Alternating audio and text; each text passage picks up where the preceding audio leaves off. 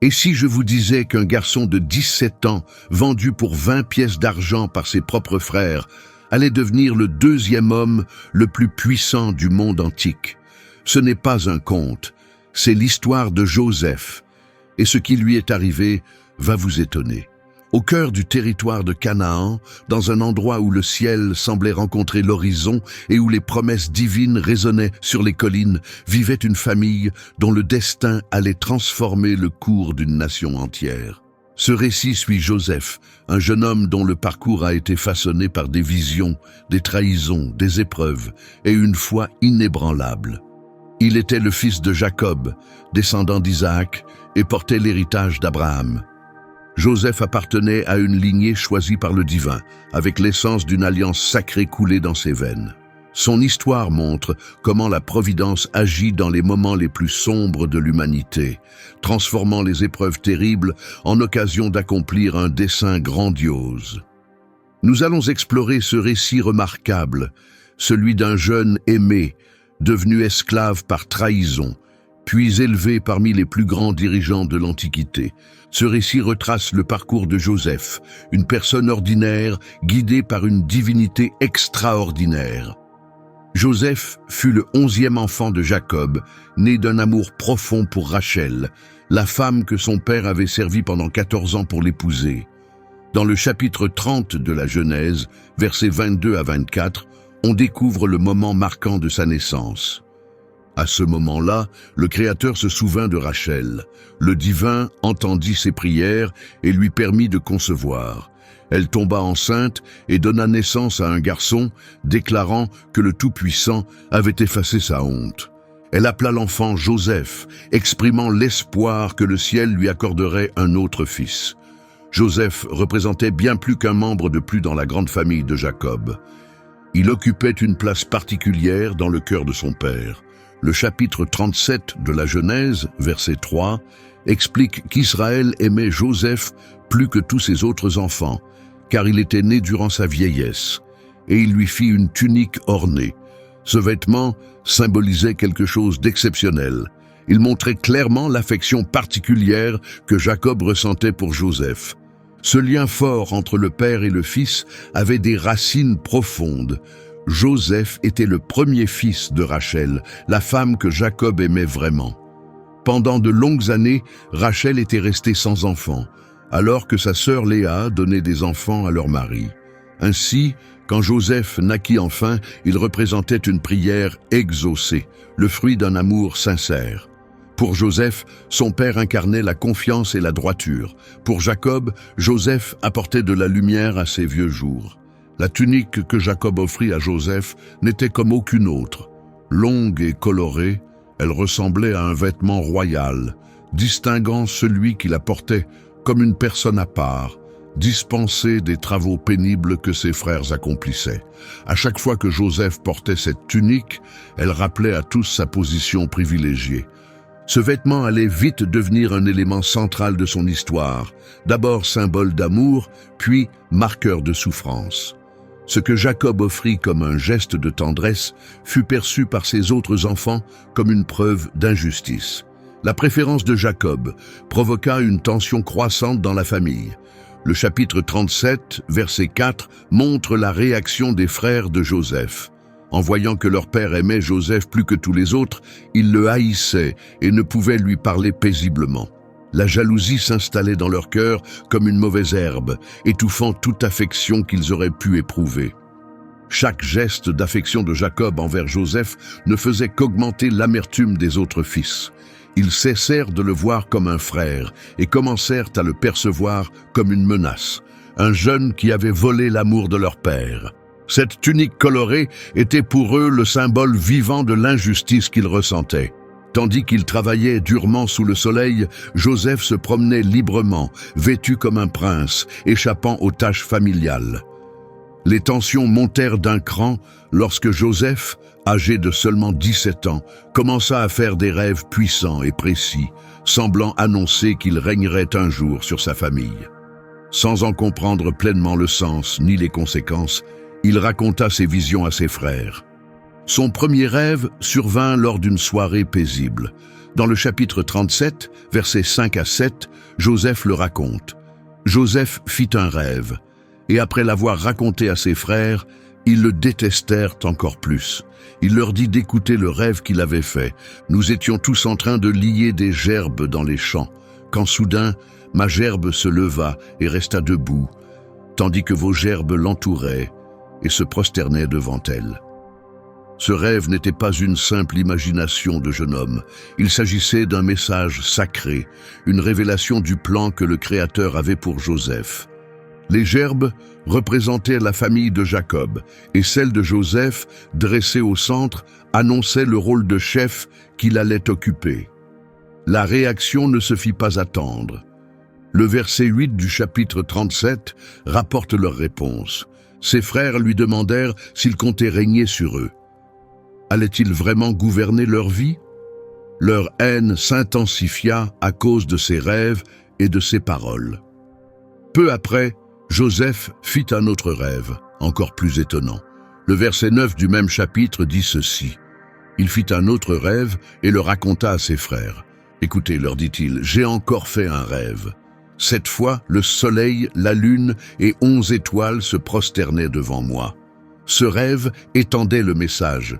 Il ne s'agissait plus seulement de ses 11 frères, représentés par les étoiles, mais aussi de ses parents, figurés par le soleil et la lune, qui s'inclinaient devant lui. Un tel présage, aussi audacieux, était difficile à dévoiler pour un jeune, surtout lorsqu'il portait déjà le fardeau de la jalousie fraternelle. Après que Joseph eut partagé cette vision avec son père et ses frères, Jacob lui-même fut troublé par ce qu'elle impliquait. La Genèse, chapitre 37, versets 10 à 11, raconte. Après avoir raconté son rêve à son père et à ses frères, son père le réprimanda et lui demanda ce que cela signifiait. Est-ce que lui, sa mère et ses frères allaient vraiment venir se prosterner devant lui jusqu'à terre? Ses frères étaient jaloux, mais son père garda ses paroles dans son cœur. La correction de Jacob allait au-delà du contenu du rêve.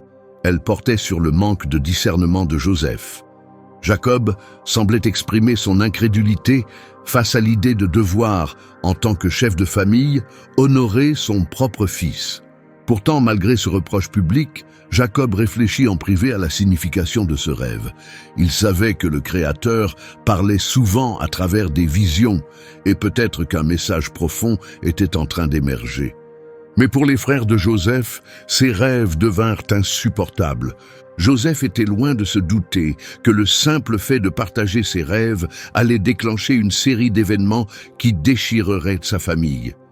Ce qui allait suivre vous glacera le sang, car parfois, ceux qui devraient vous protéger deviennent vos pires ennemis. La préférence de leur père était déjà difficile à accepter, mais s'imaginer en train de se prosterner devant Joseph, cette idée leur était insupportable. La jalousie se transforma en haine violente, ne demandant qu'une occasion pour exploser. Plus tard, les frères de Joseph partirent à Sichem, à environ 80 km d'Hébron, pour surveiller les troupeaux de leur père. Pendant leur absence, Jacob décida d'envoyer Joseph vérifier s'ils allèrent bien. La Genèse, chapitre 37, versets 13 à 14, rapporte cet épisode. Israël dit à Joseph que ses frères gardèrent des troupeaux près de Sichem et qu'il voulait l'y envoyer. Joseph accepta immédiatement. Jacob lui demanda de s'assurer que tout allait bien pour ses frères et les bêtes, puis de revenir avec des nouvelles. Il l'envoya depuis la vallée d'Hébron. Joseph ne remit jamais en question les ordres de son père. Bien qu'il savait que ses frères le détestaient, il obéit sans hésiter. Cette obéissance resta une constante dans la vie de Joseph, un trait qui l'accompagnerait toujours. Il quitta Hébron vêtu de son habit distinctif, sans savoir que ce serait la dernière fois avant longtemps qu'il verrait son père. Une fois arrivé à Sichem, Joseph chercha ses frères, mais ils n'étaient pas là où il pensait les trouver. Alors qu'il parcourait la région, une rencontre apparemment anodine allait bouleverser sa vie. La Genèse, chapitre 37, versets 15 à 17, raconte « Quelqu'un le trouva errant dans la campagne et lui demanda ce qu'il cherchait. Joseph répondit qu'il cherchait ses frères. Il demanda si cet homme savait où ils étaient allés avec les troupeaux. L'homme répondit qu'ils étaient partis et qu'il les avait entendus dire qu'ils allaient à Dothan. Cette rencontre n'était pas un hasard. Le Créateur guidait les pas de Joseph, même dans cet instant qui semblait insignifiant. Cet homme ne fit pas que remarquer Joseph. Il posa la bonne question, au bon moment, et savait exactement où les frères s'étaient rendus. C'était une direction divine, déguisée en coïncidence. Avec cette nouvelle information, Joseph partit pour Dothan, déterminé à accomplir la mission confiée par son père. Ce qu'il pensait durant ce trajet reste inconnu. Peut-être était-il impatient de revoir ses frères, ou bien ressentait-il une certaine inquiétude. Quoi qu'il en soit, il avança, fidèle à la mission reçue. En approchant de Dothan, il aperçut ses frères au loin. Sans le savoir, il l'avait déjà repéré. La Genèse, chapitre 37, verset 18, dit « Ils le virent de loin, et avant qu'il n'arrive près d'eux, ils complotèrent de le faire mourir. » Le jeune homme seul, marchant vers eux, vêtu de son habit reconnaissable, fut vite identifié. Cette vue ranima aussitôt toute leur rancune. Alors que Joseph s'approchait, probablement en leur faisant signe ou en les saluant sans soupçonner aucun danger, ses frères préparaient déjà sa chute. En quelques secondes, la vie de Joseph allait basculer à jamais, et la trahison qui allait suivre allait faire frissonner même les cœurs les plus durs. Leur distance ne se mesurait pas seulement en kilomètres. Elle représentait l'écart psychologique creusé par la préférence paternelle et la jalousie. En voyant Joseph approcher, la haine qu'ils avaient nourrie trouva un exutoire. Loin du regard de leur père, ils pouvaient donner libre cours à leur amertume. La Genèse, chapitre 37, versets 19 à 20, révèle leurs sombres intentions. « Voilà le faiseur de rêves, disait-il entre eux. Tuons-le, jetons-le dans une citerne et disons qu'une bête sauvage l'a dévoré. On verra bien ce qu'il adviendra de ses rêves. » La haine avait obscurci leur jugement. Ils ne voyaient plus leurs frères, leur propre chair, mais seulement un rêveur agaçant, cible de leur mépris. Leur plan était cruel mais simple. Tuer Joseph, jeter son corps dans un puits vide, puis inventer une histoire. Ils pensaient ainsi effacer à jamais ses rêves de grandeur. Cependant, les frères n'étaient pas tous d'accord.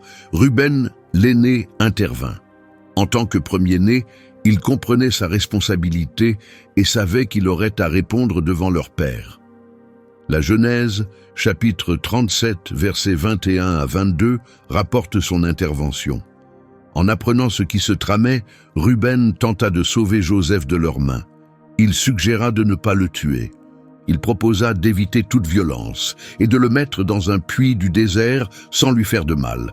Ruben parlait avec l'intention secrète de revenir plus tard pour libérer Joseph et le ramener à leur père. Le plan de Ruben montrait plus de compassion, mais restait très risqué.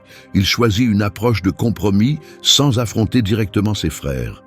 Une solution qui échoua finalement à atteindre son objectif. Ignorant tout du complot contre lui, Joseph arriva enfin près de ses frères. Ce qui suivit fut immédiat et brutal. La Genèse, chapitre 37, versets 23 et 24, raconte « Quand Joseph fut près d'eux, ils lui arrachèrent ses vêtements, cette tunique colorée qu'il portait, puis le saisirent et le jetèrent dans un puits. Le puits était vide. Il ne contenait pas d'eau. On imagine à peine la peur et la confusion que Joseph a dû ressentir. Quelques instants plus tôt, il accomplissait une mission, un peu fier peut-être, et soudain il fut saisi, dépouillé de son habit, ce symbole d'amour paternel, puis jeté dans un trou sec. Ce puits, creusé dans la pierre pour recueillir les eaux de pluie, était vide en cette saison. Il était profond et sombre, rendant toute sortie impossible sans aide. Le jeune homme qui rêvait de grandeur se retrouva prisonnier sous terre, regardant vers ses frères, qui ne montraient ni pitié ni tendresse, seulement du mépris. Dans ce puits, Joseph cria sans doute, supplia pour sa vie. Bien des années plus tard, ses frères se souviendraient de cet instant avec remords. Dans la Genèse, chapitre 42, verset 21, Ils admettent subir les conséquences de ce qu'ils lui avaient fait. Ils se rappelaient avoir vu la détresse dans ses yeux pendant qu'il les suppliait, mais ils ne l'avaient pas écouté. Les appels désespérés de Joseph tombèrent dans des cœurs fermés. Tous, sauf Ruben, avaient éteint toute compassion. Après avoir enfermé Joseph dans le puits, ses frères s'assirent pour manger comme si de rien n'était. Ce comportement montrait un détachement glaçant, un manque total d'empathie. Mais pendant leur repas, un événement imprévu surgit qui allait changer le cours de l'histoire. La Genèse, chapitre 37, verset 25, indique que pendant leur repas, ils virent une caravane d'Ismaélites venir de Galaad. Leurs chameaux transportaient des aromates, des baumes et des résines parfumées en route vers l'Égypte.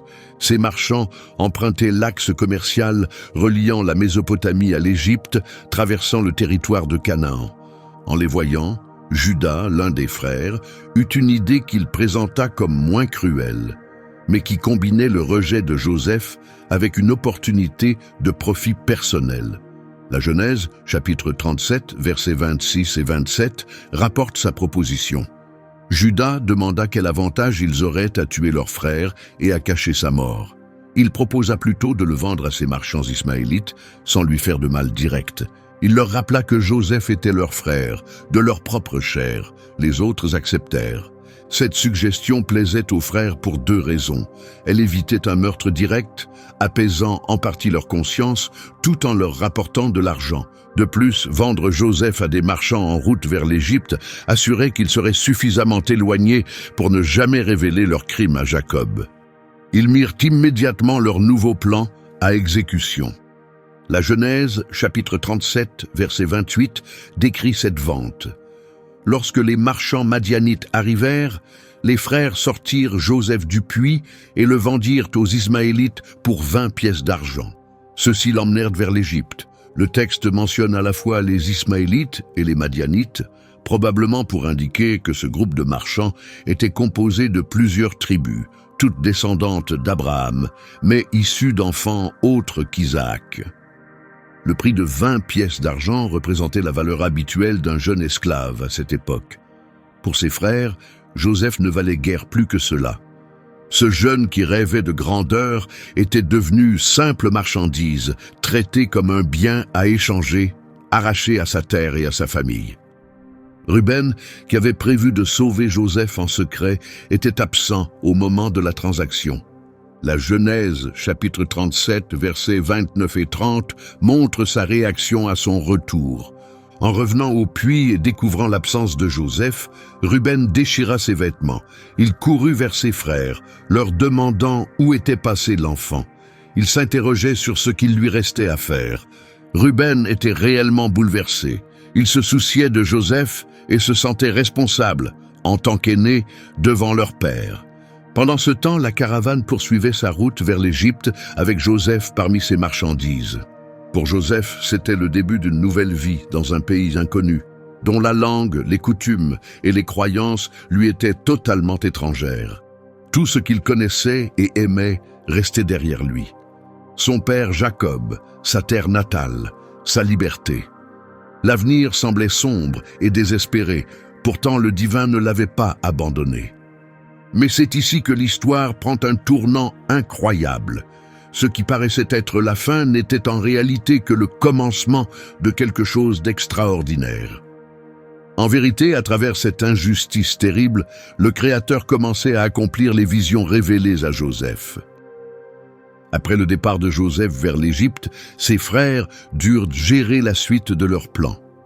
Comment allait-il expliquer à Jacob l'absence de son fils préféré? Ils décidèrent de construire un mensonge soigneusement élaboré pour tromper leur père. La Genèse, chapitre 37, versets 31 et 32, décrit leur tromperie. Ils prirent la tunique de Joseph, égorgèrent un chevreau, puis trempèrent le vêtement dans le sang. Ils rapportèrent cette tunique à leur père, disant qu'ils l'avaient trouvée. Ils lui demandèrent de vérifier si c'était celle de son fils. Le vêtement coloré, autrefois symbole de l'amour de Jacob pour Joseph, devenait maintenant le centre d'un mensonge cruel.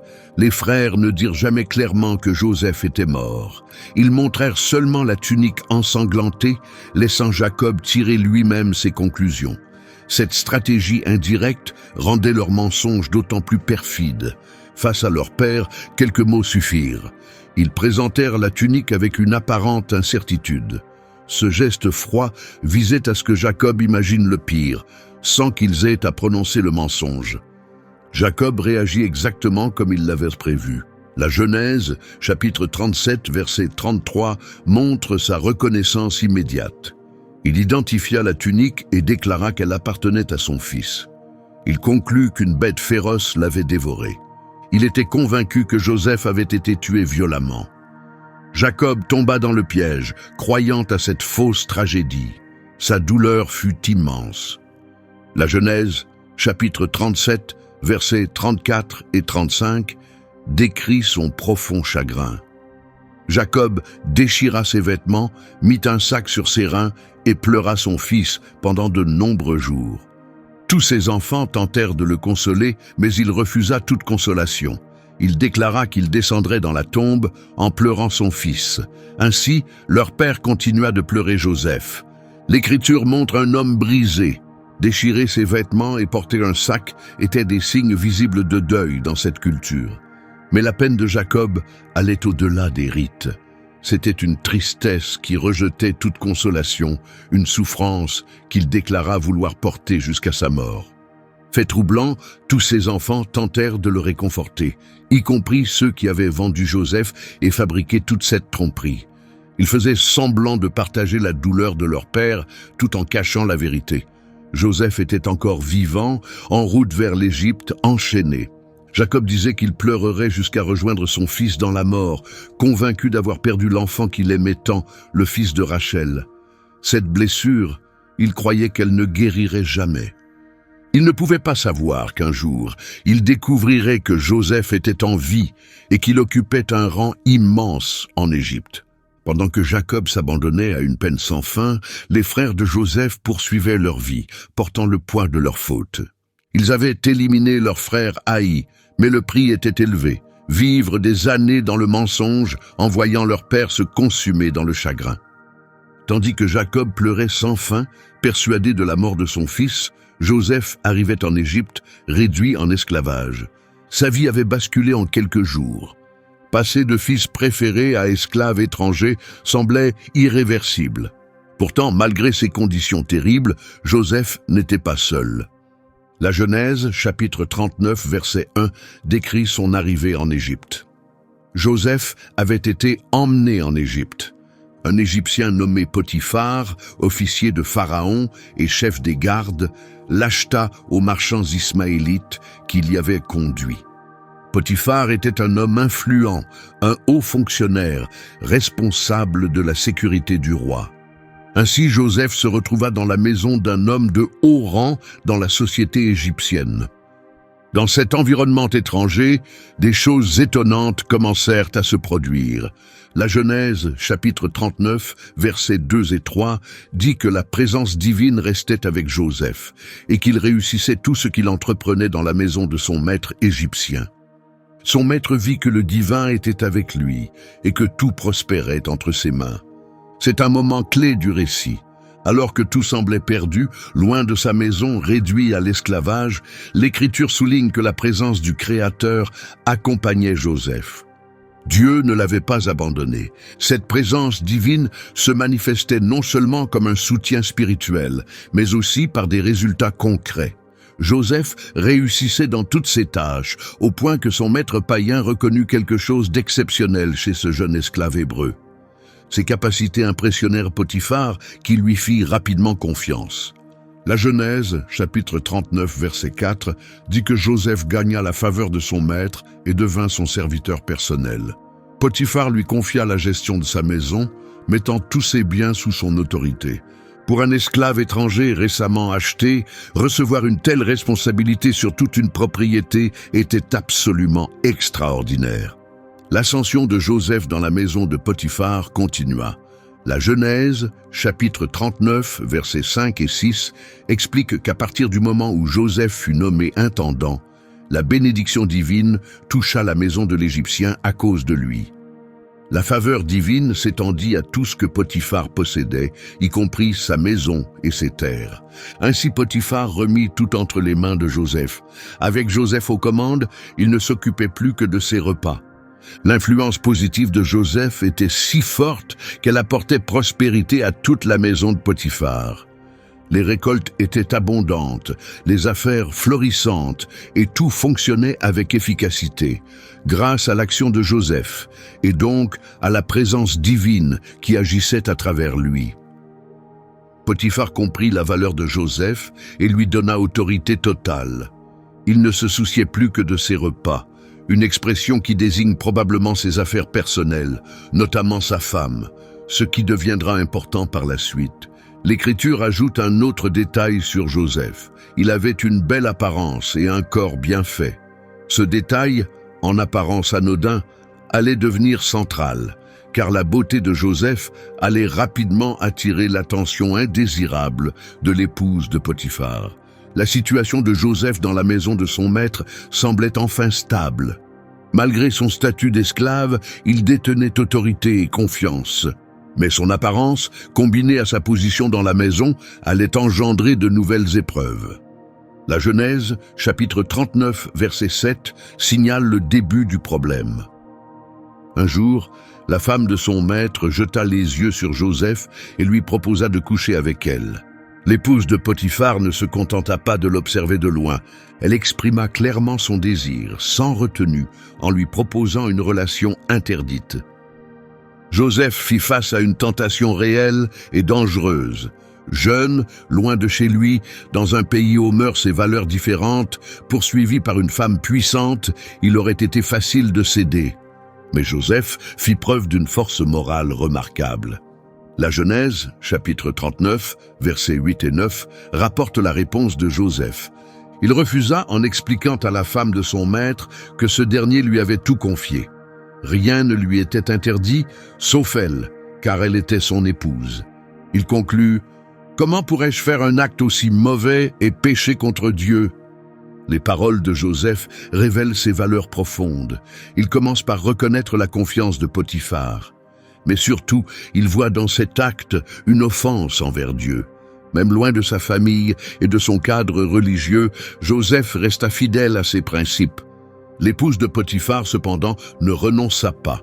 La Genèse, chapitre 39, verset 10, indique qu'elle lui parlait tous les jours. Mais Joseph refusait de coucher avec elle, ou même d'être auprès d'elle. Il ne s'agissait pas d'une seule tentation, mais d'une pression constante. Jour après jour, Joseph était poursuivi, mais il tint bon. Puis, un jour, la situation atteignit son point critique. La Genèse, chapitre 39, versets 11 et 12, raconte « Un jour, Joseph entra dans la maison pour faire son travail, et aucun serviteur n'était présent. Elle le saisit par son vêtement et lui dit de coucher avec elle, mais il laissa son vêtement dans ses mains et s'enfuit dehors.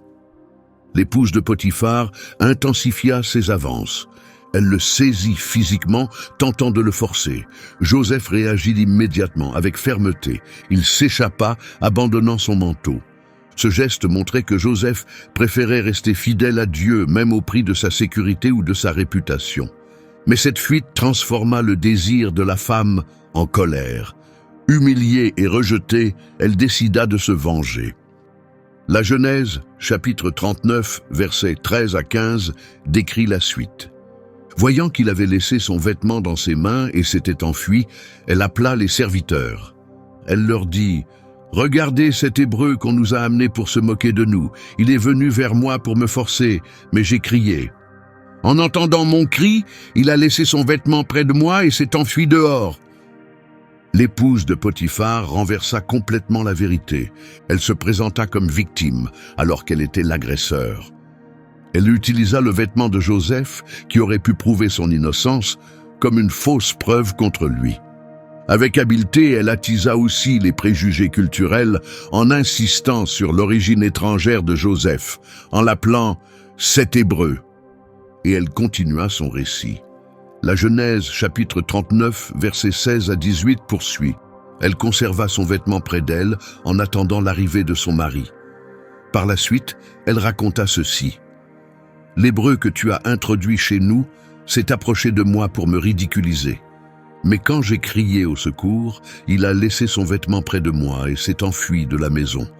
Cette accusation fut délibérément conçue pour provoquer la colère de Potiphar. Elle n'affirma pas seulement que Joseph avait tenté de l'attaquer, elle critiqua aussi indirectement Potiphar pour l'avoir introduit dans leur maison.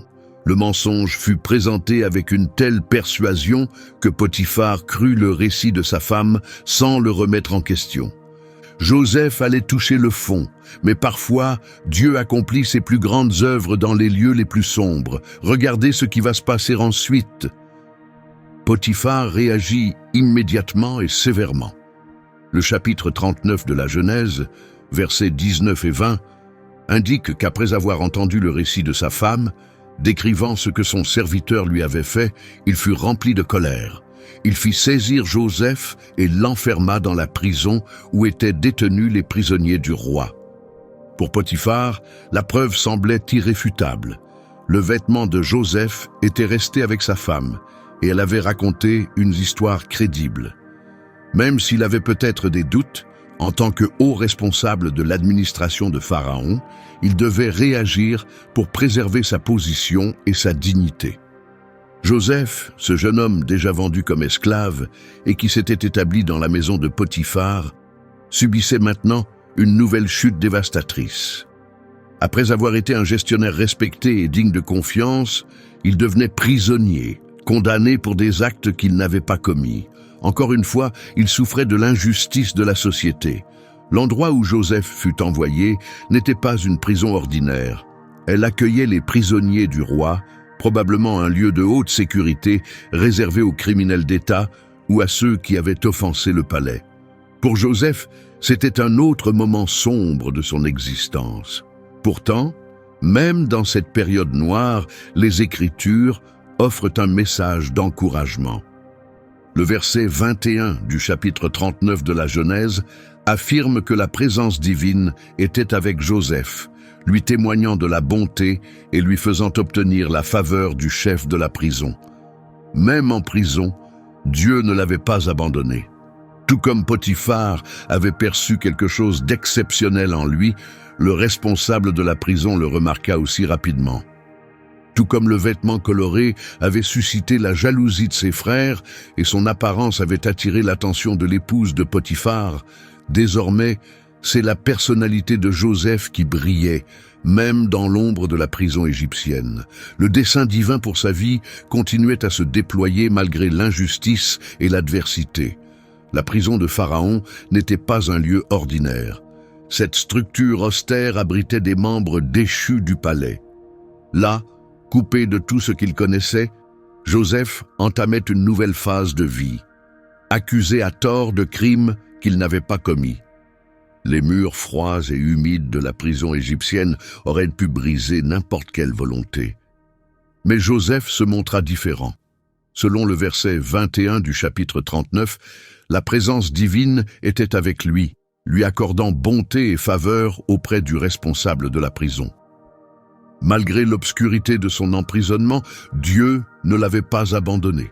Le chef responsable, qui supervisait tous les prisonniers, remarqua rapidement quelque chose d'unique chez ce jeune Hébreu. Même si on ne sait pas exactement comment Joseph s'est comporté durant ses premiers jours de captivité, il est probable qu'il fit preuve des mêmes principes et du même engagement qu'il avait montré dans la maison de Potiphar. Son attitude le distinguait clairement. Le verset 22 du chapitre 39 précise que le chef confia à Joseph la responsabilité de tous les prisonniers, le rendant responsable de tout ce qui se faisait dans la prison. C'était une avancée remarquable. D'un simple prisonnier, Joseph devint l'assistant du chef, gérant les autres détenus.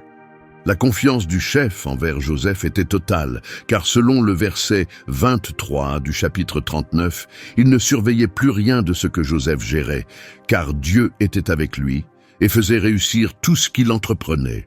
Cela rappelait ce qui s'était déjà passé dans la maison de Potiphar. les principes et les compétences de Joseph se faisaient à nouveau remarquer. De manière frappante, les Écritures soulignent constamment un point essentiel. Dieu était avec Joseph. L'auteur semble insister sur le fait que, malgré les circonstances terribles, Joseph n'était pas seul. La présence divine restait à ses côtés, lui témoignant sa faveur, même dans un endroit inattendu comme une prison égyptienne.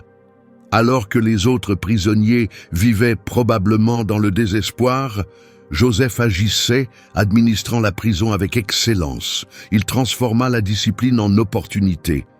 Plutôt que de céder au découragement, Joseph garda sa foi et utilisa pleinement ses compétences, malgré les épreuves. Finalement, après qu'il eut pris en main la gestion de la prison, 2 nouveaux détenus importants arrivèrent. Ce n'étaient pas des gens ordinaires. Ils étaient des hauts responsables de l'administration de Pharaon. Le chapitre 40 de la Genèse, versets 1 à 3, explique que peu après, les chansons et le panetier du roi d'Égypte offensèrent leur maître, le roi d'Égypte. Pharaon fut furieux contre ces 2 responsables, le chef des échansons et le chef des panetiers, et les fit enfermer sous la garde du chef des gardes dans la même prison où Joseph était détenu. Les Écritures ne précisent pas la faute exacte de ces 2 responsables, seulement qu'ils avaient offensé Pharaon.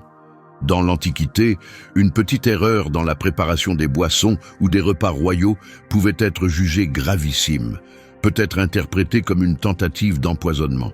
Quelle que soit leur faute, elle fut assez grave pour susciter la colère du roi et entraîner leur incarcération. En tant que personnes importantes, ces responsables furent placés sous la surveillance de Joseph. Le chapitre 40 de la Genèse, verset 4, précise que le chef des gardes les confia à Joseph, et celui-ci les servit. Joseph ne gérait donc pas seulement la prison.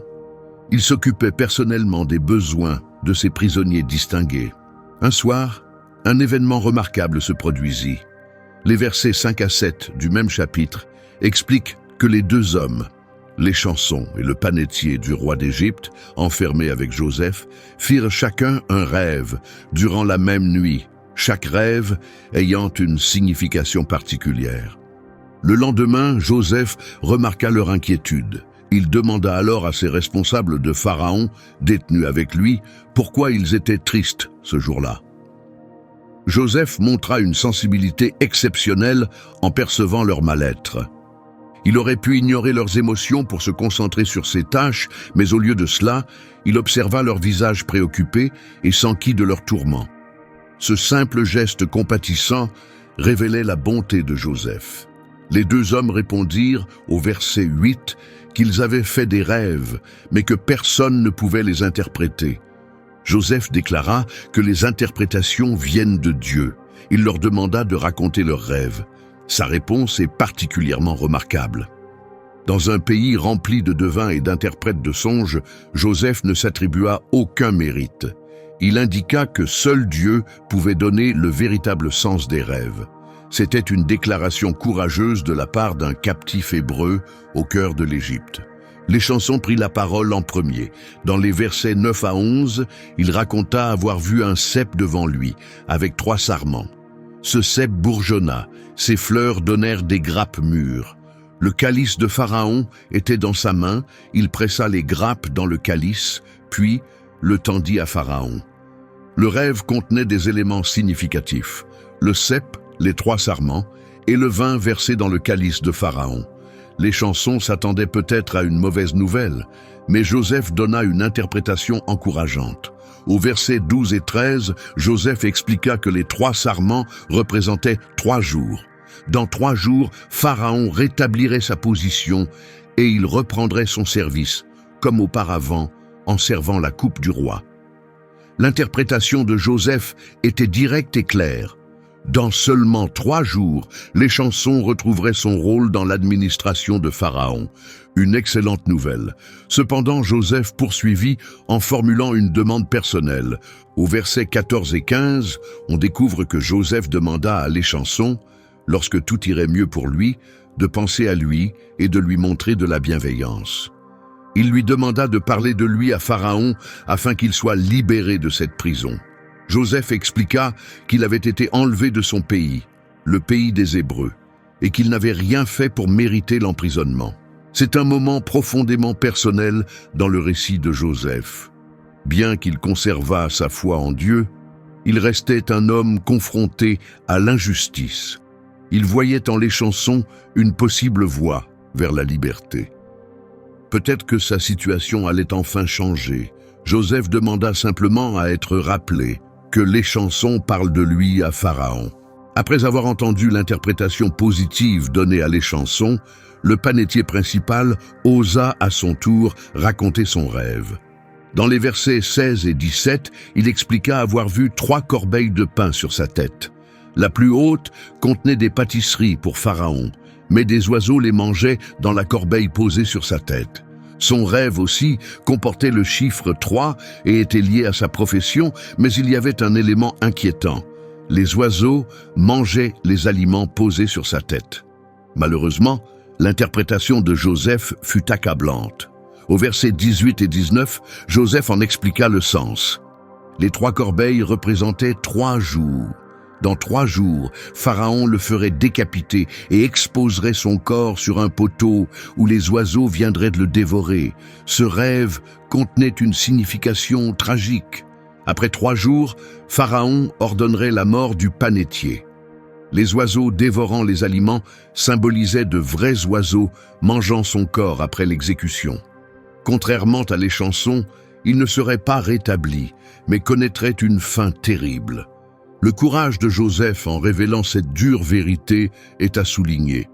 Il aurait pu atténuer le message ou inventer quelque chose de rassurant, mais il choisit l'honnêteté, même si c'était difficile à dire et à entendre. Exactement comme Joseph l'avait prédit, un événement majeur eut lieu dans l'administration de Pharaon 3 jours plus tard. Ce jour-là marquait l'anniversaire de Pharaon, une grande célébration dans tout le royaume. Le verset 20 du chapitre 40 explique que, ce jour-là, Pharaon donna un festin à tous ses serviteurs et s'occupa du sort de l'échanson et du panetier. Lors de la célébration de son anniversaire, entouré de ses hauts responsables, Pharaon saisit l'occasion idéale pour prononcer des jugements importants. Ce type de festivité représentait traditionnellement un moment où les monarques accordaient la clémence ou rendaient des verdicts. Ce jour-là ne fit pas exception. Le récit se poursuit au chapitre 40 de la Genèse, versets 21 et 22. Pharaon rétablit les chansons principales dans ses fonctions, lui permettant de servir à nouveau la coupe du roi. Mais il ordonna aussi l'exécution du panetier principal, exactement comme Joseph l'avait prédit. Les interprétations de Joseph s'accomplirent avec une précision parfaite. Les chansons reprit son poste, servant à nouveau Pharaon. Le panetier, quant à lui, fut exécuté, exposé sur un poteau, tel que Joseph l'avait annoncé.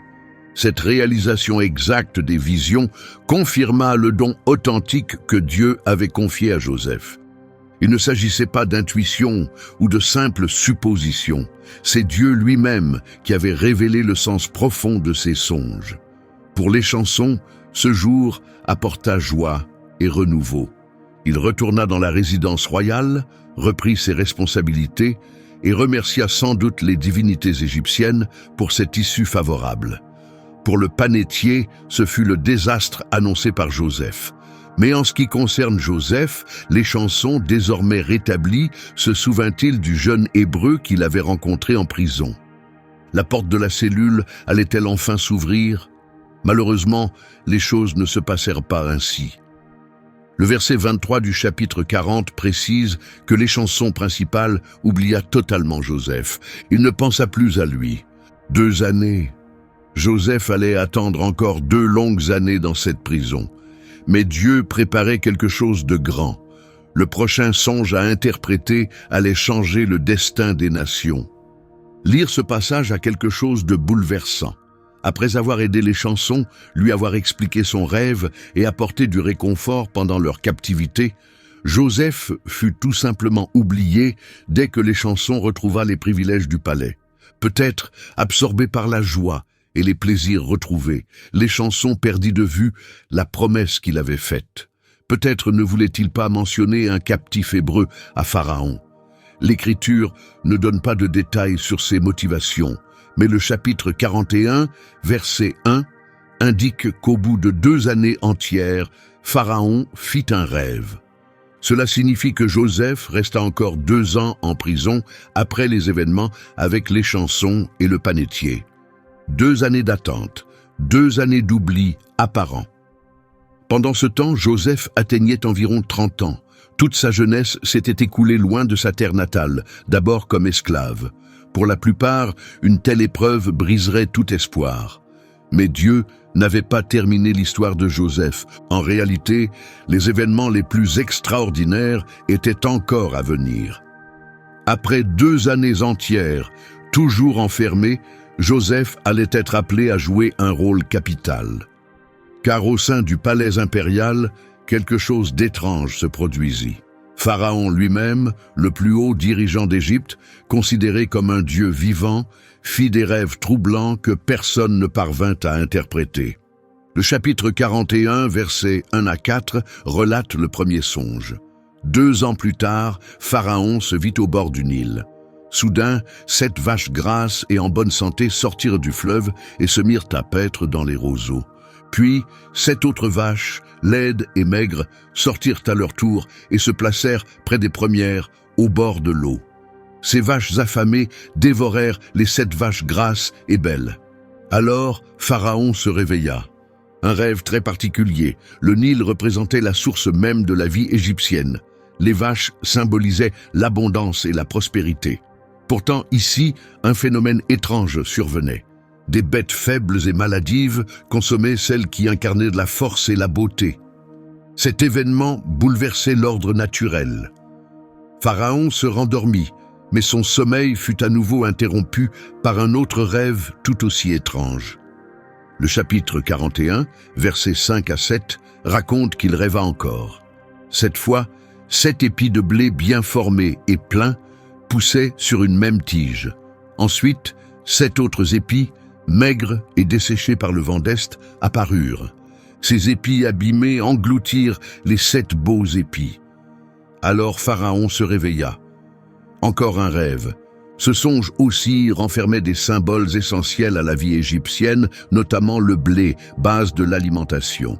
Là encore, une dynamique inquiétante se présentait. L'insignifiant dévorait l'essentiel. Ces rêves troublèrent profondément Pharaon. Le verset 8 du chapitre 41 explique que, dès le matin, son esprit était agité. Il fit donc appeler tous les magiciens et sages d'Égypte. Il leur raconta ses rêves, mais aucun ne put les interpréter. L'Égypte était renommée pour ses prêtres, ses devins et ses sages.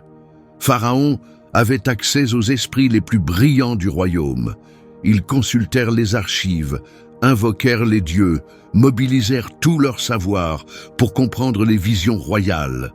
Cependant, à ce moment-là, personne ne parvenait à fournir une interprétation satisfaisante aux yeux de Pharaon. Son inquiétude grandissait après chaque tentative infructueuse. Dans l'Égypte ancienne, les rêves, surtout ceux qui étaient clairs, symboliques et récurrents, étaient considérés comme des messages divins. L'incapacité des érudits à les expliquer suggérait des circonstances exceptionnelles, échappant à la compréhension traditionnelle égyptienne. Tandis que le palais sombrait dans l'agitation, cherchant désespérément une explication, Joseph demeurait oublié dans sa prison. Mais dans 24 heures, tout allait basculer. Le prisonnier oublié allait devenir l'homme le plus puissant d'Égypte. Voici comment cela s'est produit. Dieu, lui, ne l'avait pas oublié. Le moment de sa libération approchait. Les 2 rêves de Pharaon, transmettant un même message à travers des images différentes, avaient un but précis. Ils n'étaient pas simplement le fruit d'un esprit agité ou d'un trouble digestif. Il s'agissait bien de révélations divines, non destinées aux sorciers égyptiens, aux savoirs erronés, mais à un jeune hébreu plaçant sa foi dans le vrai Dieu.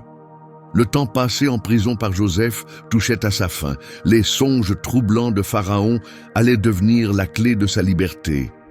Pendant des années, Dieu avait permis à Joseph de traverser des épreuves afin de le préparer pour ce moment précis, celui où il devrait expliquer ce qu'aucun savant égyptien ne pouvait comprendre. Tandis que les sages d'Égypte échouaient, le palais fut envahi par l'angoisse. C'est alors, dans ce contexte tendu, que les chansons principales se souvint enfin de Joseph. Le chapitre 41 de la Genèse, versets 9 à 13, raconte le moment où il prit la parole. Les chansons déclara à Pharaon qu'il se souvenait maintenant de sa faute. Pharaon s'était autrefois irrité contre ses serviteurs et les avait emprisonnés, lui et le panetier, dans la maison du chef des gardes. Tous deux avaient fait un rêve la même nuit, chaque songe ayant une signification propre. Un jeune Hébreu se trouvait avec eux, serviteur du chef des gardes.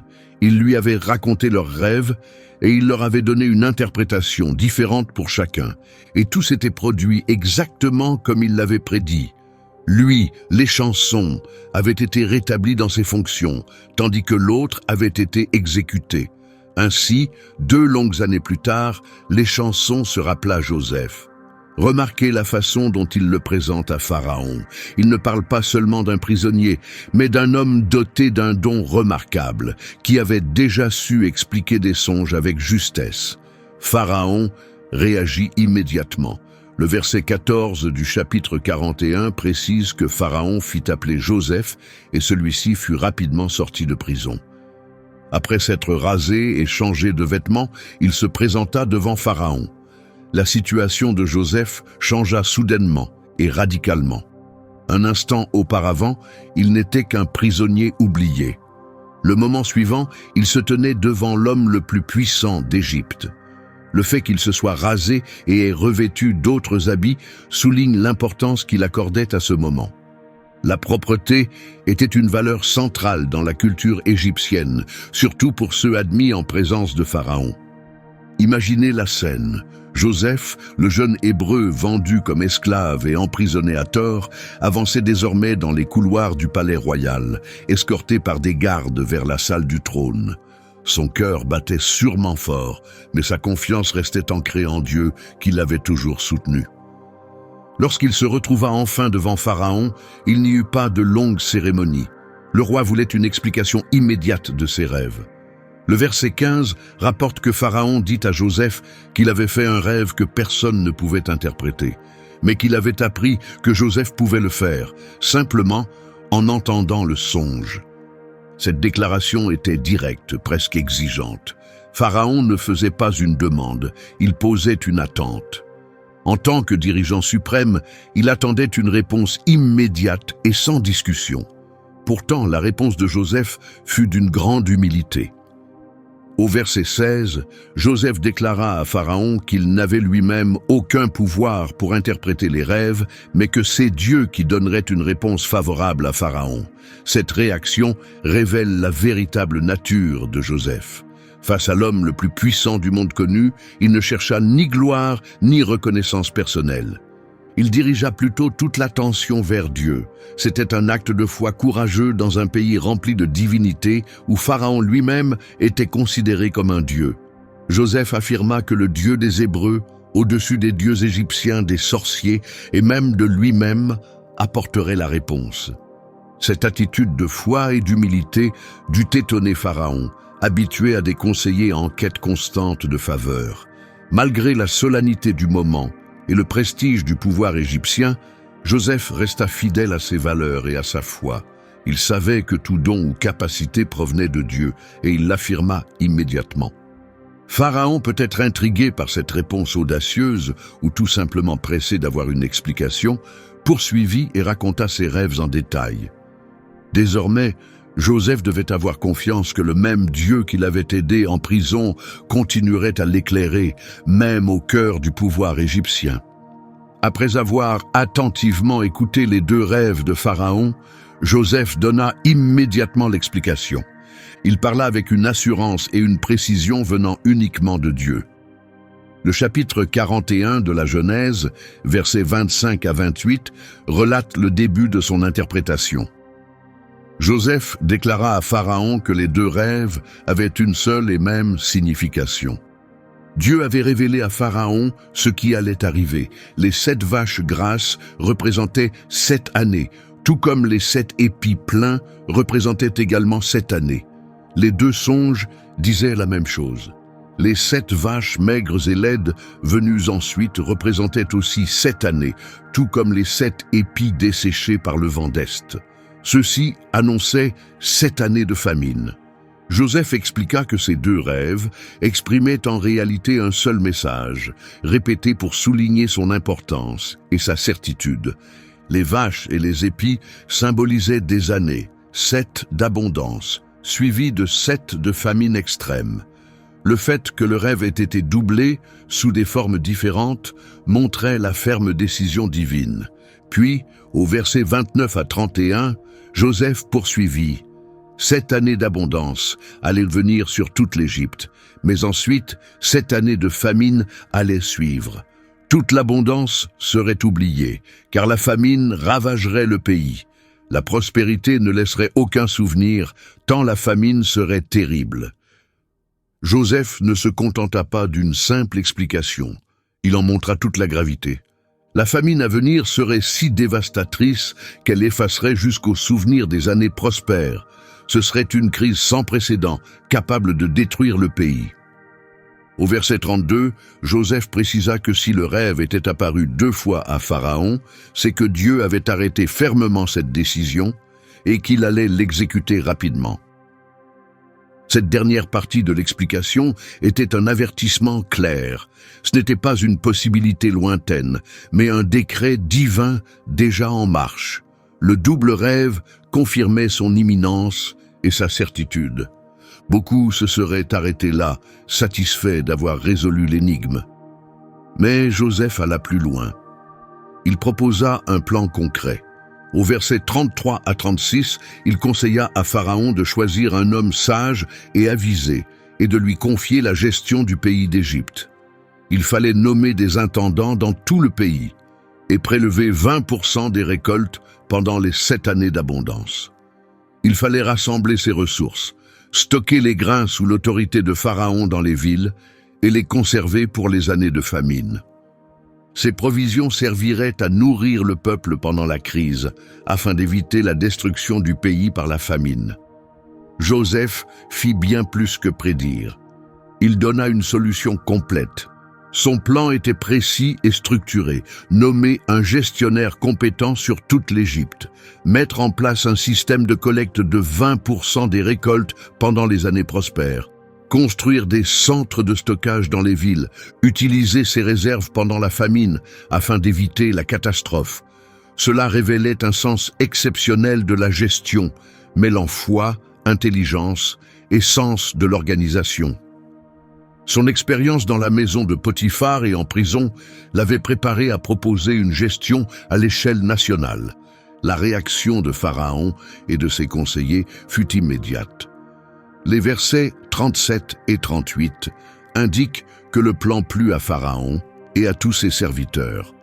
Pharaon demanda s'il existait un homme comme celui-ci en qui résidait l'Esprit de Dieu. Il reconnut lui-même la présence divine auprès de Joseph.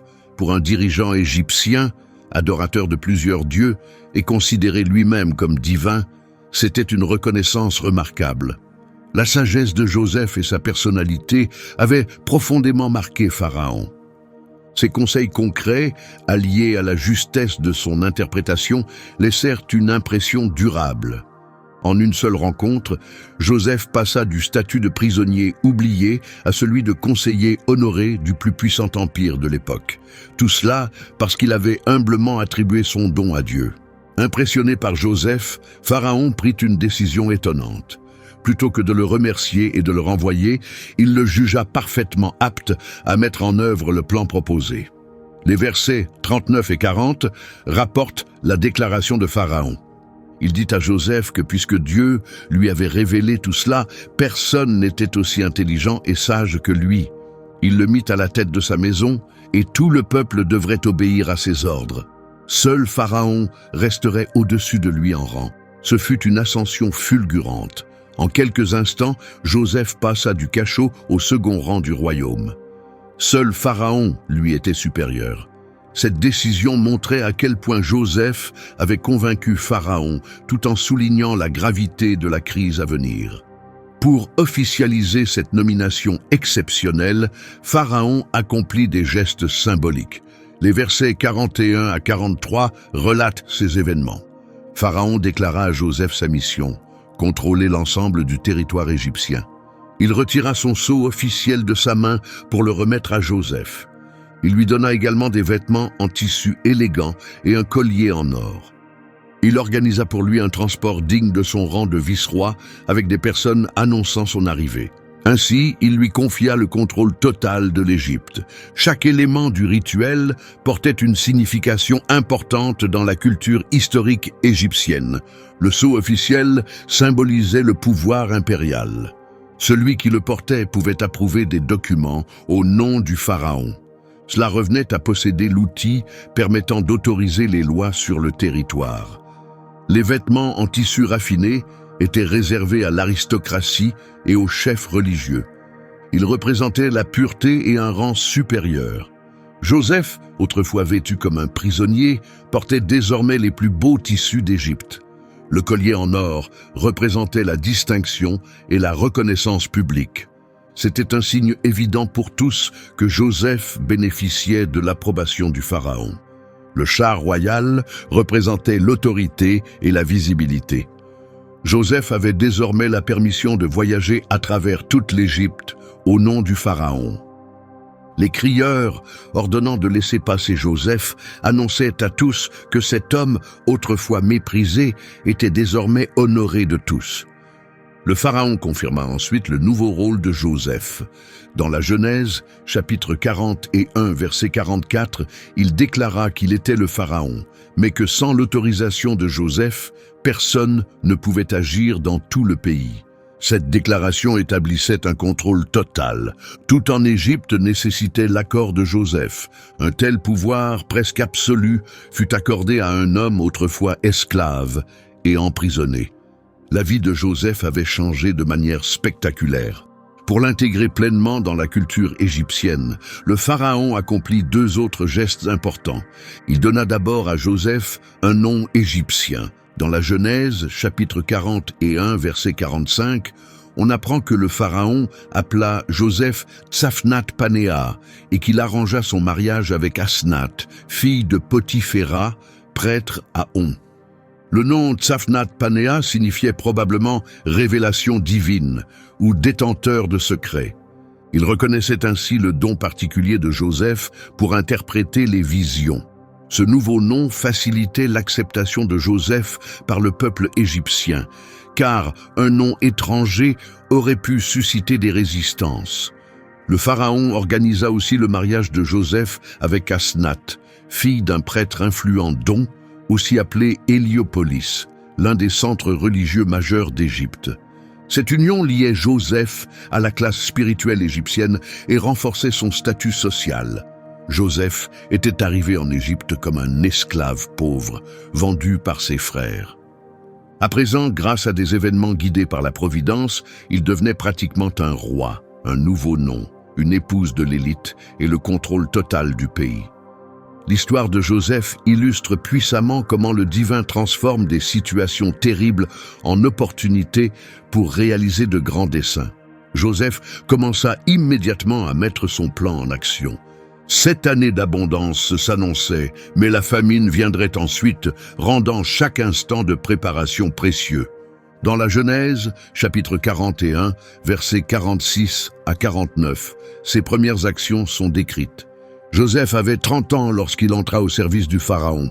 Il quitta alors la cour et parcourut toute l'Égypte. Durant ces 7 années d'abondance, la terre produisit en grande quantité. Joseph rassembla toutes les récoltes de ces années prospères et les stocka dans les villes. Dans chaque ville, il conservait les produits des champs environnants. Il accumula une telle quantité de blé que cela ressemblait au sable de la mer. La quantité devint si grande qu'on ne pouvait plus la mesurer. À 30 ans, Joseph vit enfin ses rêves de jeunesse devenir réalité. Passé de prisonnier à noble, il parcourait l'Égypte pour mettre en place le plus grand plan de stockage de l'histoire. Ce récit montre que Joseph n'était pas un simple chef qui donnait des ordres. Il se déplaçait personnellement à travers le pays pour superviser l'exécution de son plan. Dans chaque ville, il installait des entrepôts pour conserver les récoltes locales. C'était une planification intelligente de la distribution. Le blé restait à proximité, assurant que chaque région ait ses propres réserves quand la famine frapperait. Ces 7 années furent si prospères que Joseph cessa de compter les réserves.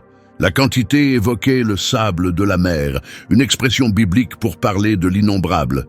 Le plan dépassa toutes les attentes. Durant cette période de succès, la vie personnelle de Joseph prospéra aussi.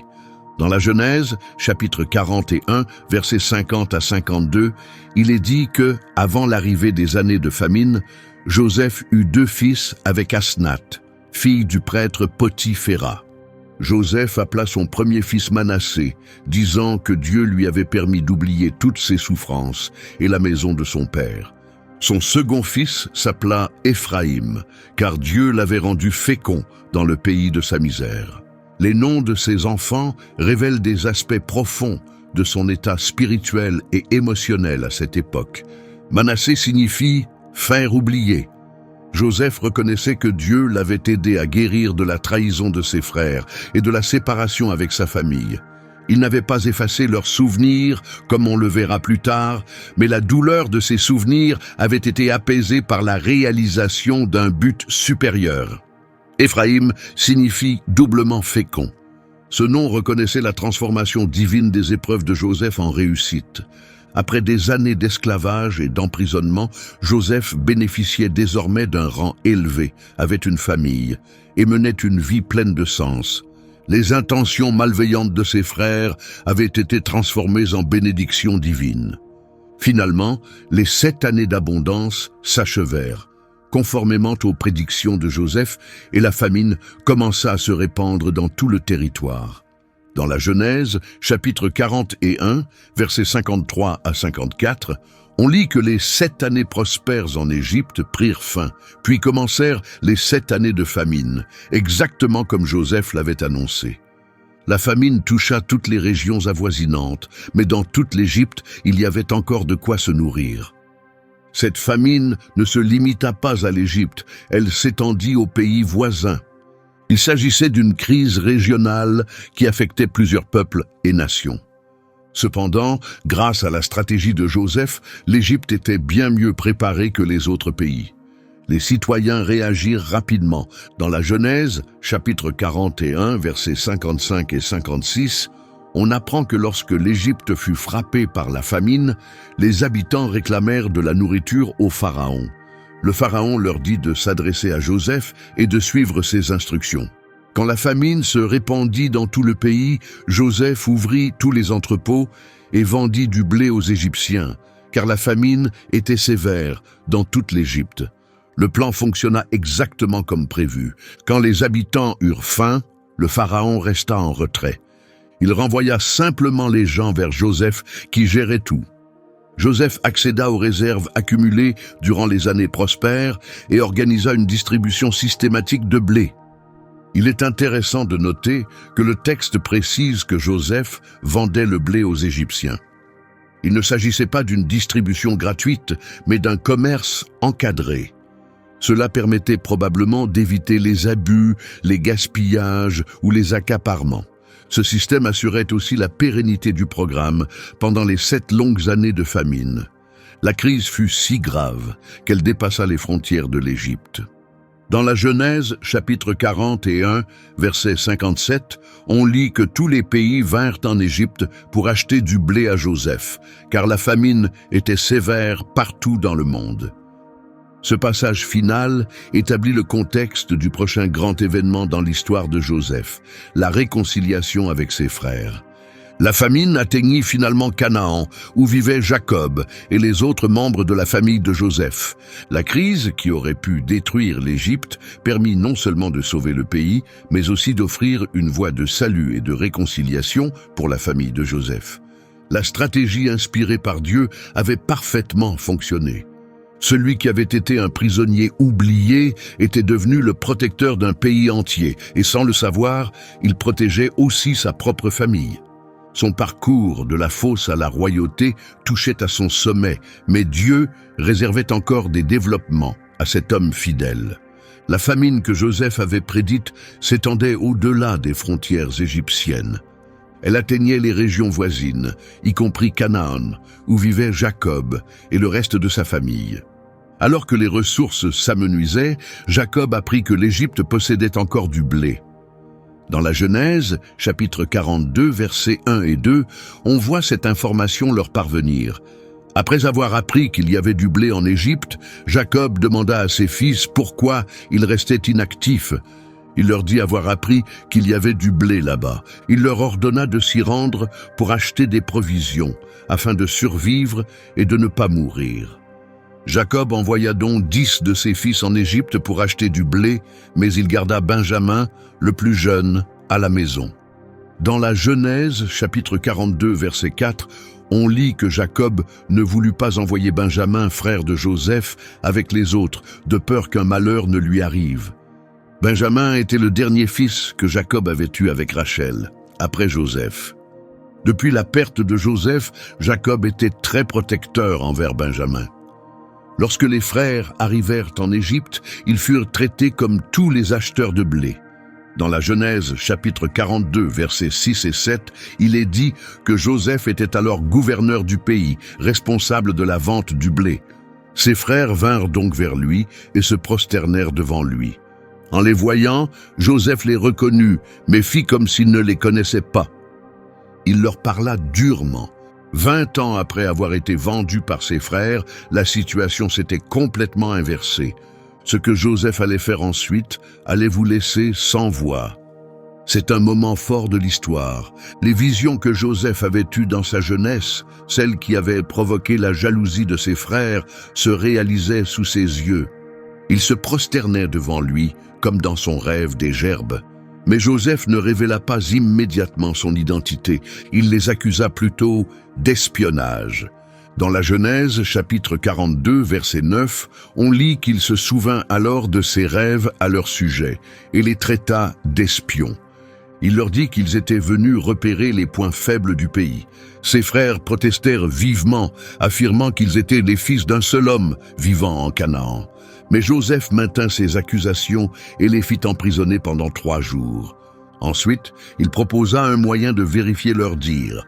L'un d'entre eux resterait emprisonné comme garantie, tandis que les autres retourneraient en Canaan chercher Benjamin, leur frère cadet, dont ils avaient parlé. Cela, dit-il, prouverait leur honnêteté et montrerait qu'ils n'étaient pas des espions.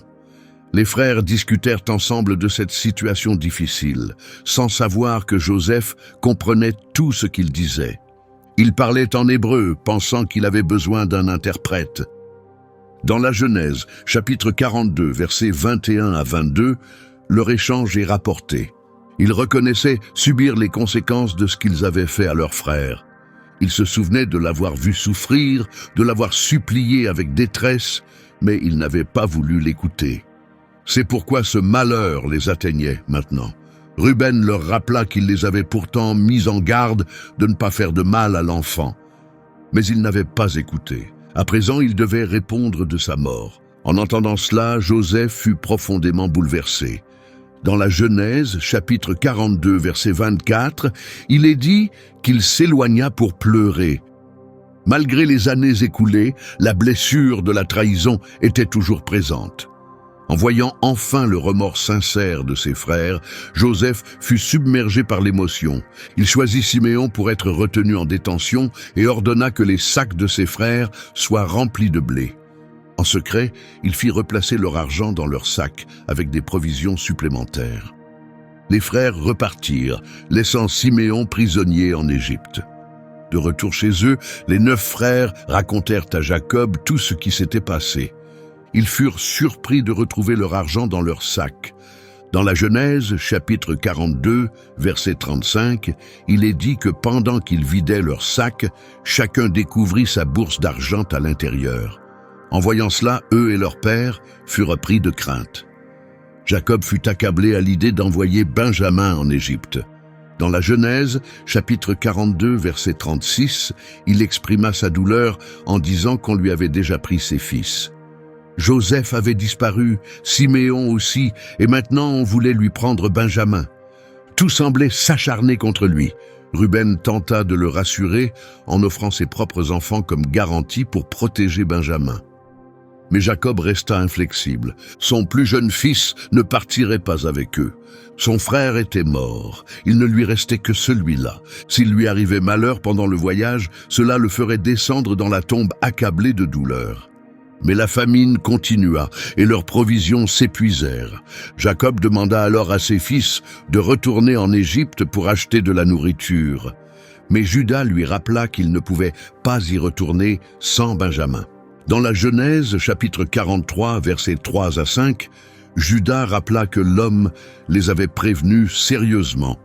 S'ils ne revenaient pas avec leur frère, ils ne pourraient plus le voir. S'ils acceptaient d'emmener Benjamin, ils partiraient acheter du blé. Mais s'ils refusaient, ils ne partiraient pas. Finalement, Juda se porta garant pour Benjamin. Il promit à Jacob d'en être personnellement responsable. S'il ne le ramenait pas sain et sauf, il porterait cette faute toute sa vie. Convaincu par cet engagement, Jacob céda. Il demanda à ses fils d'emporter des présents pour l'administrateur égyptien, des produits médicinaux, du miel, des parfums, de la résine, des pistaches et des amandes, ainsi que le double de l'argent pour remplacer celui retrouvé précédemment. Malgré la douleur, les frères repartirent en Égypte, cette fois avec Benjamin. Lorsque Joseph aperçut Benjamin avec eux, une vive émotion s'empara de lui. Il ordonna à son intendant de les conduire à sa maison pour un repas. Les frères furent inquiets, pensant qu'ils allaient être punis à cause de l'argent retrouvé. Dans la maison de Joseph, ils expliquèrent tout à l'intendant, qui les rassura en disant que la paix était avec eux. Ils ne devaient pas s'inquiéter. Leur Dieu, le Dieu de leur père, avait mis un trésor dans leur sac. Lui, il avait bien reçu leur paiement. Puis il fit libérer Siméon. Lorsque Joseph entra pour le repas, ils lui présentèrent les cadeaux et se prosternèrent devant lui. Il s'enquit de la santé de leur père, puis aperçut Benjamin. Dans la Genèse, chapitre 43, versets 29 et 30, ce moment émouvant est décrit. En voyant son frère Benjamin issu de la même mère, il demanda si c'était bien le plus jeune dont il lui avait parlé. Il lui adressa une bénédiction, souhaitant que Dieu lui fasse grâce. Profondément ému, Joseph s'éloigna en toute hâte pour pleurer en privé. Il entra dans sa chambre et y versa ses larmes. Pendant le repas, Joseph plaça ses frères selon leur ordre de naissance, du plus âgé au plus jeune, ce qui les étonna grandement. Comment cet Égyptien pouvait-il connaître leur âge exact? Puis, il servit Benjamin avec une portion 5 fois plus grande que celle des autres, observant s'il restait de la jalousie parmi eux. Le lendemain, Joseph ordonna de remplir de nouveau leurs sacs de blé et de replacer secrètement leur argent. Mais cette fois, il ajouta autre chose. Sa propre coupe en argent fut glissée dans le sac de Benjamin. Peu après leur départ, Joseph envoya son intendant à leur poursuite pour les accuser de vol. Sûrs de leur innocence, les frères déclarèrent que si l'un d'eux était trouvé avec la coupe, il mourrait, et les autres deviendraient esclaves. Lorsque la coupe fut retrouvée dans le sac de Benjamin, ils déchirèrent leurs vêtements de douleur. De retour à la maison de Joseph, Juda s'avança et fit une demande émotive, s'offrant lui-même comme esclave à la place de Benjamin. Dans la Genèse, chapitre 44, versets 18 à 34, Juda expose toute la situation, évoquant l'affection profonde de Jacob pour Benjamin. Il explique que l'absence de cet enfant conduirait certainement leur père à la mort. Sa déclaration finale montre une transformation profonde de sa personnalité. Il supplie de rester lui-même comme esclave à la place du jeune frère, afin que Benjamin puisse retourner auprès de ses frères. Comment pourrait-il faire face à son père sans Benjamin? Il ne supporterait pas de voir son père souffrir. C'était un changement remarquable. Juda, qui autrefois avait proposé de vendre Joseph comme esclave, se portait maintenant volontaire pour devenir esclave lui-même afin de protéger Benjamin. Ce geste de sacrifice et d'amour fraternel bouleversa profondément Joseph. Il ne pouvait plus retenir ses émotions. Préparez-vous à l'un des moments de pardon les plus puissants jamais racontés. Si cela ne vous touche pas, rien ne le fera. Dans la Genèse, chapitre 45, versets 1 et 2, on lit que Joseph ne pouvait plus se contenir devant ses serviteurs, et il cria de faire sortir tout le monde. Ainsi, personne ne resta auprès de lui lorsqu'il se fit connaître à ses frères. Il pleura si fort que les Égyptiens l'entendirent, et la nouvelle parvint jusqu'au palais du Pharaon. Emporté par l'émotion, Joseph révéla enfin son identité. Il leur dit qu'il était Joseph. Son père était-il encore en vie? Ses frères furent si choqués qu'ils ne purent répondre. Alors Joseph leur demanda de s'approcher. Quand ils le firent, il confirma qu'il était bien Joseph, leur frère, celui qu'ils avaient vendu en Égypte. Mais il leur dit de ne pas être bouleversés ou en colère contre eux-mêmes pour l'avoir vendu, car c'était Dieu qui l'avait envoyé en avant d'eux pour sauver des vies. Écoutez bien ce que Joseph dit ensuite. Ces paroles ont aidé des millions de personnes à pardonner l'impardonnable. C'est l'une des déclarations les plus fortes de toute l'Écriture. Joseph ne gardait aucune amertume envers les années d'esclavage et d'emprisonnement injuste. Au contraire, il reconnaissait que Dieu avait agi dans chaque étape. Dans la Genèse, chapitre 45, versets 7 et 8, il explique que Dieu l'avait envoyé en avance pour préserver la vie sur terre et assurer une grande délivrance. Ce n'étaient donc pas ses frères qui l'avaient envoyé en Égypte, mais Dieu lui-même. Joseph expliqua que 5 années de famine restaient encore à venir, et il demanda à ses frères de ramener leur père avec toute la famille en Égypte, où il pourvoirait à tous leurs besoins. Il serra Benjamin en pleurant, puis embrassa chacun de ses frères. Ils purent alors enfin parler ensemble. Ému par la nouvelle, le Pharaon exprima sa satisfaction. Il offrit la meilleure terre d'Égypte et envoya des chariots pour aider au transport de la famille et de leurs biens. Lorsque les frères revinrent en Canaan et racontèrent à Jacob que Joseph était vivant et dirigeait toute l'Égypte, le vieil homme n'y crut pas d'abord.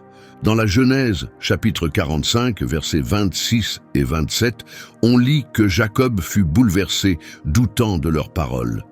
Mais lorsqu'il entendit tout ce que Joseph avait dit et qu'il vit les chariots envoyés pour lui, son esprit se ranima. Jacob, aussi appelé Israël, décida alors de partir pour l'Égypte, espérant voir son fils bien-aimé avant de mourir. En passant par Beersheba, Dieu lui apparut dans une vision nocturne, se présentant comme le Dieu de son père. Il lui dit de ne pas craindre d'aller en Égypte, car là, il deviendrait une grande nation. Dieu lui promit de l'accompagner et qu'il le ramènerait un jour. Joseph serait à ses côtés pour fermer ses yeux. Âgé de 130 ans, Jacob partit donc pour l'Égypte avec toute sa famille, soit 70 personnes au total. Joseph fit atteler son char et partit à la rencontre de son père à Goshen. Dans la Genèse, chapitre 46, versets 29 et 30, leur retrouvaille est racontée. Joseph se rendit à Goshen pour retrouver son père Israël. Dès qu'il le vit, il se jeta à son cou et pleura longuement. Israël dit à Joseph qu'il pouvait maintenant mourir, puisqu'il avait vu de ses propres yeux que son fils était encore en vie. Joseph présenta ensuite 5 de ses frères au Pharaon, qui confirma leur installation à Goshen, la meilleure région du pays. Il leur proposa même du travail comme gardien de bétail. Joseph présenta aussi son père au Pharaon, et Jacob bénit le roi d'Égypte. Pendant que la famine persistait, Joseph administra avec sagesse les ressources du pays. Au début, les gens achetèrent du blé avec leur argent. Quand l'argent fut épuisé, ils donnèrent leur bétail en échange de nourriture. Puis, n'ayant plus rien, ils cédèrent leurs terres et se soumirent au service du Pharaon. Ainsi, Joseph acquit pour le Pharaon la majorité des terres d'Égypte, sauf celles des prêtres. Il mit ensuite en place un système agricole. Les gens cultivaient la terre pour le Pharaon et devaient lui remettre 20% des récoltes, gardant les 4/5 pour eux. Cette organisation fut conservée pendant plusieurs générations. La famille de Jacob prospéra dans la région de Goshen. Dans la Genèse, chapitre 47, verset 27, on lit que les Israélites s'établirent en Égypte, dans la région de Goshen, et qu'ils y grandirent et se multiplièrent. Ils s'établirent dans ce pays, y devinrent prospères et se multiplièrent considérablement. Après 17 années passées en Égypte, Jacob sentit sa fin approcher. Il fit venir Joseph et lui demanda de ne pas être enterré en Égypte, mais d'être transporté dans le pays de ses ancêtres. Joseph promit d'honorer cette demande. Plus tard, lorsqu'il apprit que son père était malade, Joseph se rendit auprès de lui avec ses 2 fils, Manassé et Éphraïm.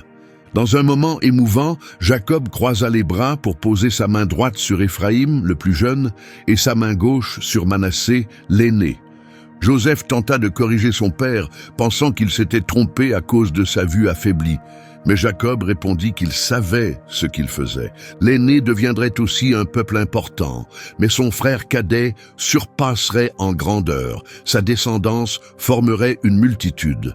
Jacob adopta officiellement les 2 fils de Joseph comme siens, donnant ainsi à Joseph une double part d'héritage. Ensuite, Jacob appela chacun de ses fils pour leur adresser des bénédictions personnelles. À Juda, il promit que la royauté ne quitterait pas sa lignée avant l'arrivée du véritable héritier. À Joseph, il parla d'abondantes bénédictions venant du ciel et de la terre. Après avoir béni chacun de ses fils, Jacob mourut à l'âge de 147 ans. Joseph se pencha sur lui, pleura sur son visage et l'embrassa. Il ordonna aux médecins d'embaumer le corps de Jacob, ce qui prit 40 jours. Les Égyptiens pleurèrent sa mort pendant 70 jours. Avec la permission du pharaon, Joseph fit transporter le corps de son père jusqu'à la grotte de Macpéla, en Canaan, où reposaient Abraham, Sarah, Isaac, Rebecca et Léa. Un grand cortège égyptien accompagna la famille, témoignant du respect que Joseph avait gagné. Après les funérailles, les frères de Joseph s'inquiétèrent. Sans leur père pour les protéger, Joseph chercherait-il à se venger? Ils lui envoyèrent un message disant que, juste avant de mourir, Jacob avait demandé qu'il leur pardonne. Dans la Genèse, chapitre 50, verset 17, on lit que Joseph, en recevant ce message, pleura. Ses frères vinrent ensuite en personne, se prosternant et s'offrant comme ses esclaves. La réponse de Joseph, dans les versets 19 à 21, révèle toute la profondeur de sa foi et de sa personnalité. « N'ayez pas peur, leur dit-il. Suis-je à la place de Dieu? Vous aviez voulu me faire du mal, mais Dieu a voulu en tirer du bien, afin d'accomplir ce qui arrive aujourd'hui, sauver la vie à un peuple nombreux. » Il les rassura, promettant de pourvoir à leurs besoins et à ceux de leurs enfants. Il les consola et leur parla avec tendresse. Joseph vécut jusqu'à l'âge de 110 ans. Il vit les enfants de la 3e génération d'Éphraïm. Avant de mourir, il annonça à ses frères sa fin prochaine. Il leur rappela que Dieu les visiterait et les ferait sortir d'Égypte pour les conduire au pays promis à Abraham, Isaac et Jacob. Joseph leur fit jurer que lorsque cela arriverait, ils emporteraient ses os avec eux. À sa mort, son corps fut embaumé et placé dans un cercueil en Égypte.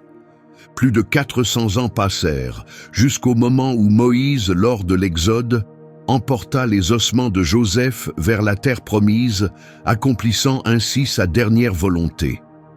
Dans le livre de Josué, chapitre 24, verset 32, on apprend que les os de Joseph furent enterrés à Sichem, dans le terrain que Jacob avait acheté pour 100 pièces d'argent aux fils de Hamor, père de Sichem. Cela devint l'héritage des descendants de Joseph. La vie de Joseph fut un voyage extraordinaire, traversant de hauts sommets et des abîmes profonds. Du fils préféré au serviteur vendu par ses frères, du prisonnier au gouverneur. Son histoire est un puissant témoignage de l'intervention divine, même dans les circonstances les plus sombres. Dans chaque épreuve, Joseph garda la foi et resta fidèle à ses principes. Le jeune homme qui avait eu de grands rêves les vit se réaliser d'une manière inattendue. Celui qui portait un manteau éclatant finit par revêtir les habits du pouvoir en Égypte. Mais le plus remarquable fut sa capacité à pardonner ceux qui l'avaient blessé, en reconnaissant la main de Dieu même dans les moments les plus douloureux de sa vie.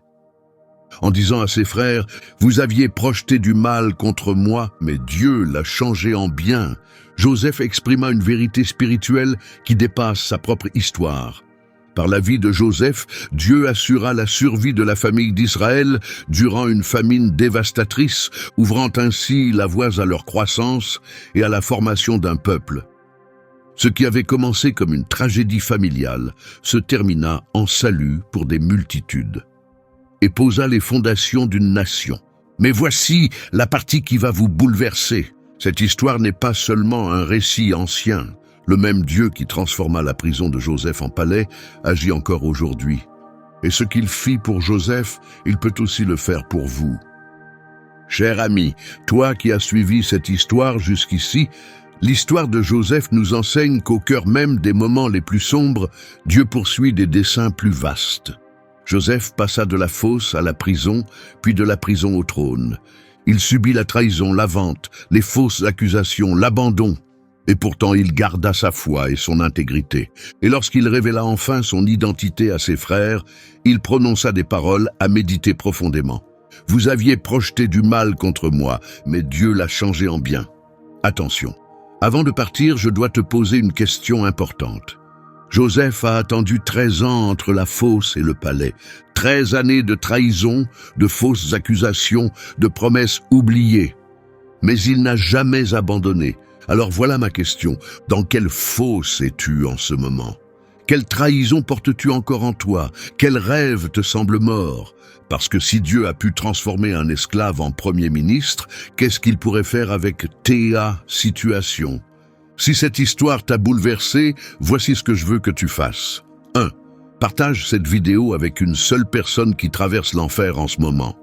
Tu sais déjà qui c'est. Elle a besoin d'entendre que sa fosse a un sens. 2. Commente ci-dessous. Quelle partie t'a déchiré le cœur quand ses frères l'ont vendu, quand son père a pleuré pendant des années ou quand Joseph a dit « Vous aviez projeté de me faire du mal, mais Dieu l'a changé en bien. » Je lis chaque commentaire et j'y réponds personnellement. 3. Abonne-toi et active la cloche, pas pour moi, mais pour toi. Parce que la semaine prochaine, je partage une autre histoire qui va changer ta vision de la douleur et du but. Souviens-toi de ceci. Les frères de Joseph voulaient le détruire, mais en réalité, ils l'ont positionné pour sauver des nations. Tes ennemis sont peut-être en train de te préparer pour ta plus grande victoire, sans même le savoir. Le même Dieu qui était avec Joseph dans la fosse est aussi avec toi dans la tienne. On se retrouve dans la prochaine vidéo et souviens-toi, ta percée pourrait arriver demain. Ah, et une dernière chose. Si tu es de ceux qui ne commentent jamais, mais que cette histoire t'a touché, brise le silence aujourd'hui. Écris de la fosse au palais dans les commentaires. Si tu crois en ta propre transformation, croyons ensemble.